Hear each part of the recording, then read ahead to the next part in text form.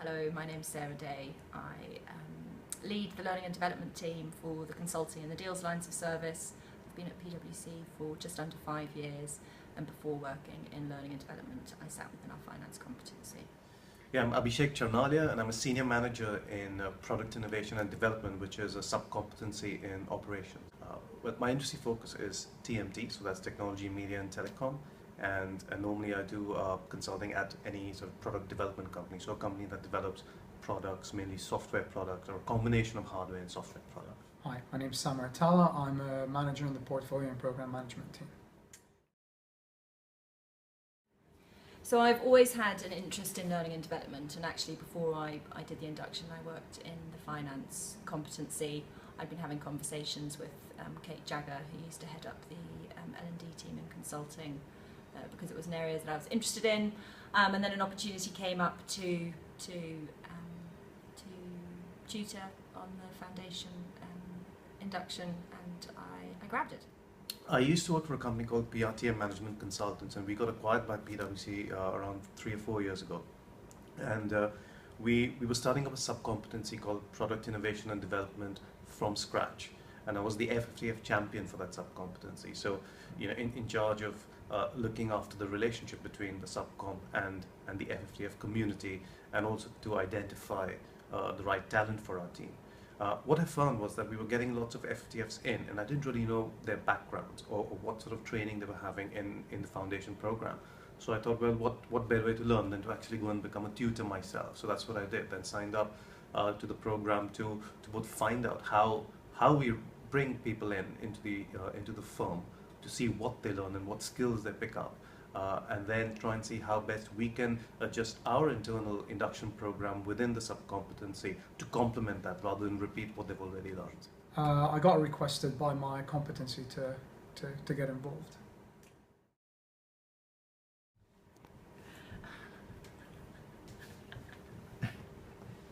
Oh dear. It's only when you go in and become a tutor that you realize the kind of responsibility that you've got. Before that, in all the prep, and when you're talking to people who've done it before, you do sort of come to the conclusion, yes, it's going to be lots of fun and you're going to learn a lot, but it's only when you actually start teaching that you realize, hang on, I've got a huge responsibility over here for people who are probably in their first jobs, and definitely the first time they're trying to learn anything within PwC. So it's that sense of responsibility which really drove me. Towards the end, when you see how much they've grown after 8 to 9 to 12 weeks essentially, so that was a really good, it's a really good affirmation of what we've done as a group, as a tutor group as well. And then also the fact that you see them develop every week. The course is very intense. It's very rapid, and you see people developing every week, which is very, very rewarding. Also, you get weekly feedback on your performance as a tutor. So you're developing at the same rate as your students are. And I thought that it really helped me improve my consulting skills in general, even though I was an experienced consultant when I went in for the course. All my highlights. Yeah, all your highlights. All my highlights. Right, well, without a doubt, it was the relationships that I built with the other tutors. Getting to know people really well from other competencies I think was really useful, and also the relationships with the 25, specifically with the kind of 25 odd foundationers that I worked with over the course of the induction was by far and away the highlight. I think just the level of energy required to do this, it's constant, it's non-stop, so that was probably the biggest challenge. There were a couple of challenges which I thought were very interesting and which people should be aware of when they go into this course. And the first one is that you have to think on your feet, because you're dealing with very smart people who take absolutely nothing for granted. So I was asked questions like, what is a workshop? I've never had to define that for anyone before. So you really had to start from the basics and be prepared for any sorts of questions.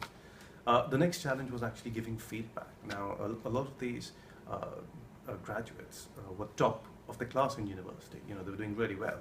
And now when you put all of them in a room together, it's quite obvious that in our kind of grading system with the bell curve, some of them would come out on top, and there were others who were sort of in the middle of the pack, and then there were others who were not doing so well. So the whole concept of not doing well or being average was very new to some of these students, and we had to deal with that very sensitively and make sure that we give them the feedback that helps them improve, but at the same time they don't get discouraged from going further in the program. So that was a very, very kind of challenging aspect for the course for me, the pastoral care that we had to provide, and being assessors at the same time.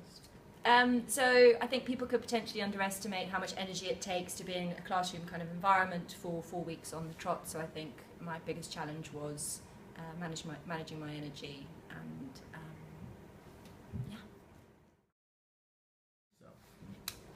and I'd say I've now become much better at giving feedback. That was sort of something which I really learned on the course.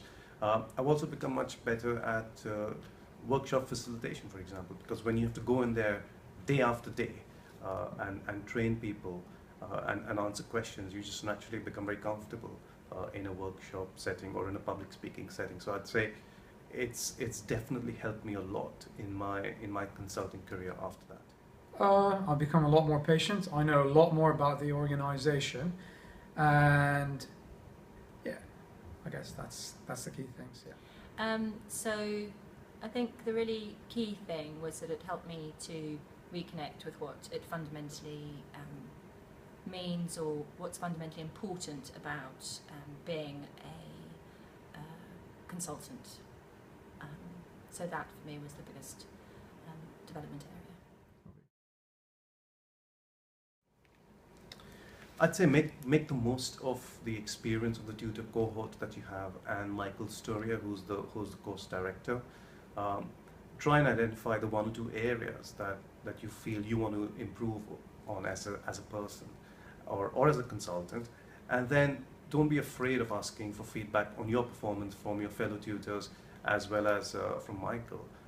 In my case, there were a couple of areas, like I've mentioned, like workshop facilitation and giving feedback, difficult feedback to people, where I did take the time to sort of learn some of the tricks of the trade from my fellow tutors and Michael, and it really helped me. So I'd say, make the most of that experience, because you're going to be a very tightly knit group for 8 to 12 weeks, however long the course is, and you develop great friendships and relationships with your fellow tutors and Michael. So make the most of that and work on your areas of improvement with it.